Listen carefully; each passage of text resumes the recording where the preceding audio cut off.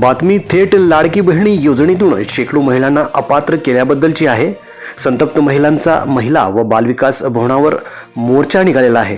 प्रहार दिव्यांग क्रांती संघटनेचा याविषयी आंदोलनाचा इशारा देण्यात आलेला आहे। तसेच KYC साइट पुन्हा सुरू करण्याची मागणीही करण्यात आलेली आहे। मुख्यमंत्री माझी लाडकी बहीण योजनेच्या लाभापासून वंचित राहिलेल्या जळगाव जिल्ह्यातील शेकडो महिलांनी आता आक्रमक पवित्रा घेतलेला आहे।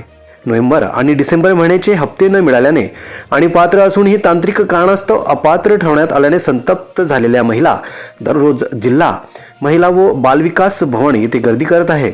मात्र प्रशासनाकडून दाद मिळण्याऐवजी कार्यालयाचे गेट बंद केले जात असल्याने महिलांमध्ये संतापाची लाट उसळलेली आहे। यात अक्षरशः मजुरी सोडून महिलांच्या कार्यालयाबाहेर रांगा लागलेल्या दिसून येत आहे।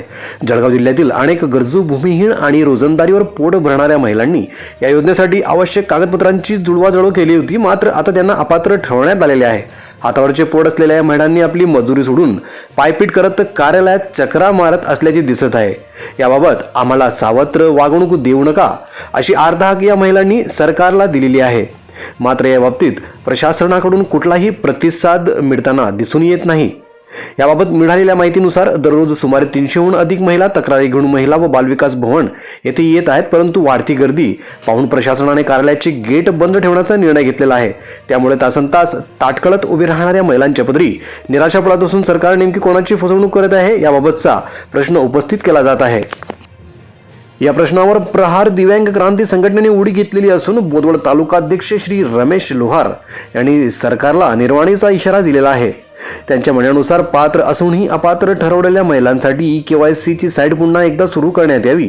जर सरकारने ही मागणी मान्य केली नाही तर प्रहार दिव्यांग क्रांती संघटना आणि जिल्ह्यातील सर्व लाडक्या बहिणी मिळून तीव्र आंदोलन छेडतील।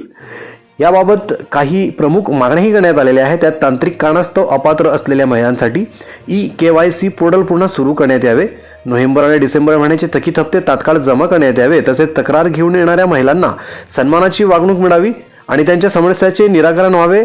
आता या प्रकरणावर मुख्यमंत्री देवेंद्रजी फडणवीस, उपमुख्यमंत्री एकनाथरावजी शिंदे आणि अजितदादा पवार व जळगाव जिल्ह्याचे पालकमंत्री गुलाबरावजी पाटील काय भूमिका घेतात याकडे संपूर्ण जिल्ह्याचे लक्ष लागलेले आहे। गाड्यामध्ये चुकली की तेव्हा आम्ही बघू नाही काय करायचं, पण जीवर आपण येतं सहज साहेब बनतात आपल्यावर त्याचा पगार कामात KYC त्यांना KYC करले पैसे बंद करून टाकले, डायरेक्ट सांगतात KYC चुकली नाही आणि KYC तुम्ही अपात्र ठरले KYC त्यांनाच करायला लावले मंडळी, बोदवरकरांसाठी एकदम खुशखबर। आता लग्न, रिसेप्शन, बर्थडे पार्टी किंवा कोणताही खास सोहळा असो, जळगाव, नाशिक, मुंबईला धाव घेण्याची गरजच नाही, कारण बोदवर मध्येच सुरू झाली आहे अग्रवाल लॉन्स। भव्य, प्रशस्त आणि एकदम सुसज्ज इथे मिळतात लग्न समारंभ व जेवणासाठी स्वतंत्र मोठा आणि आकर्षक हॉल, फर्निचर युक्त 25 पेक्षा जास्त रूम्स, तेही अटॅच बाथरूम सह, गार्डन आणि मुलांसाठी खास प्ले एरिया, भरपूर पार्किंगची मस्त सोय, स्वच्छता आणि जनरल व्यवस्थापन सुविधा ऑन पॉइंट। तुमच्या खास दिवसाला करू शकता अजून खास, स्टायलिश, भव्य आणि सुंदर।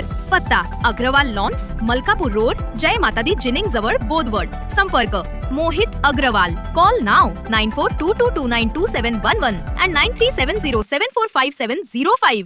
शहरातील गच्ची ताब्याच्या घरांचा भव्य रहिवासी प्रकल्प म्हणजे नियोजित जयनगर। असं वाटत नव्हतं मला की मी एवढ्या घरामध्ये ह्या कॉलनीमध्ये येऊ शकेल। आयुष्यात पण सोचून होतं असं सुखी जीवनामध्ये जीवन जगून राहिलो आणि मी जयनगर म्हणजे आमचा खरंच जयच होऊन राहिला।